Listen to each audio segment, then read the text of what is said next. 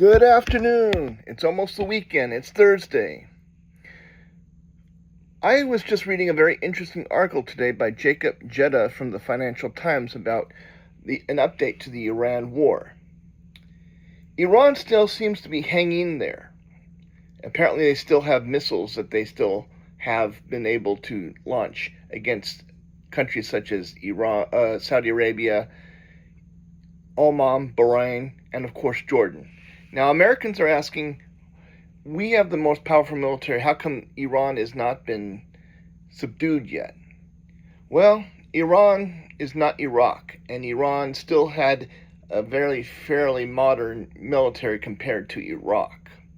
And Iraq was never really subdued. Now, here's what, according to this article, what the situation is. Iran, the first intense bombardment in the early spring, the United States and its allies seems to have gone through a large amount of its interceptors. And Iran seems to have learned how to adapt its missile forces to the incoming attacks from the West. This is what I get from the article. Of course, there was the pause, and as the Trump administration was very critical, many within the Trump administration were critical of, it basically let Iran to continue to shoot even though there was a pause, although Trump has said that he's going to continue to pound against, take an even more harder stance against Iran. Apparently, according to this article, also, it says that Iran went through most of its older Scud North Korean Nodon missiles, which are inaccurate and basically from 30 or 40 years ago. And now they're moving into their more modern. So what is happening is that you have probably an issue with interceptor quantity in those American allies versus Iran, basically the issue of supply, and I'm sure Iran is going to face issues with their own missile supplies soon. And of course, they have been hitting, according to this article, Iran has been successfully hitting many of the early warning installations in such countries as Saudi Arabia, Bahrain, and of course Jordan. So, what are we to say about this? Apparently, the war is going to go on maybe for the rest of the year. That is apparent.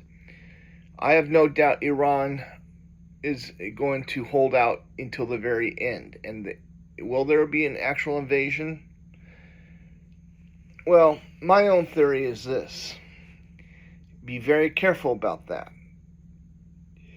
Iran is a large country, a huge country. It will not be easy to absorb.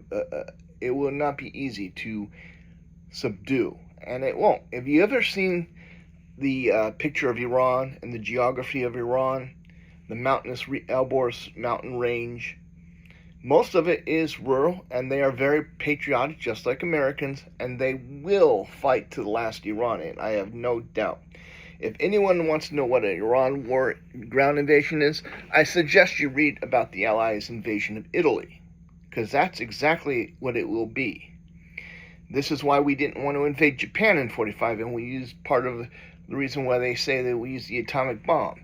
It will not be a very easy, and I don't think it will be a very pleasant experience to use ground forces in Iran, and it won't be a 3-month operation. It will be, which Americans seem to have gotten used to, it'll be like a World War II type situation. They're not waiting for Americans to come in and liberate them. They're very patriotic.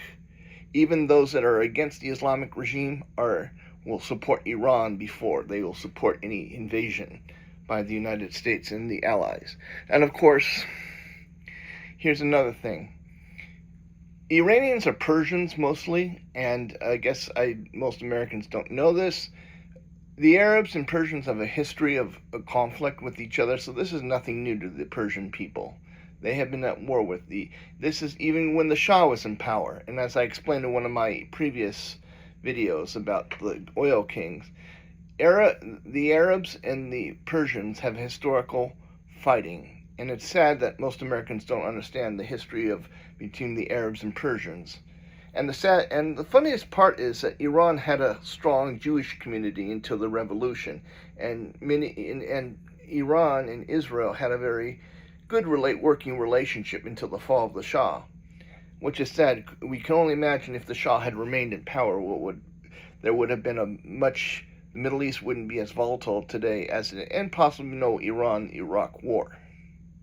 So, but you can't go back in time, and if I would, I'm sure, as I said in my previous video on the beginnings of this conflict that went back to the 1970s, is that the U.S. made a big mistake on how we developed the Shah. And again, you can't go back and change. You just have to deal with what you have today. But my advice, Americans need to realize, and I'm sure hopefully people in the Pentagon and the CIA realize, a ground invasion will be just like the war in Italy in 1943. The geography is and you have a hostile population. It'll be just like that. And anyone who wants to read about the Italian campaign, read about the Battle of Monte Cassino, which was a nasty battle.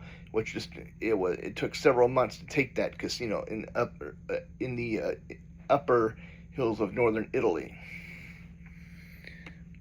And I don't believe Iran will go through its missiles. I even think, according to this article, also is apparently they have developed their missiles where they can maneuver coming in, so the interceptors can't hit them. Again, the war is going to go on for the rest of the year, possibly into the new year, unless there's a change in regime, which is highly unlikely in Iran. Iranians usually rally around the flag, just like the American people would do, like after 9/11. So we just have the world is where it was in the 1930s, unstable. The economy is not doing too well, and I'll get to that in another video. But one thing I know for sure, that this war will go on for a while. Thank you and have a good day.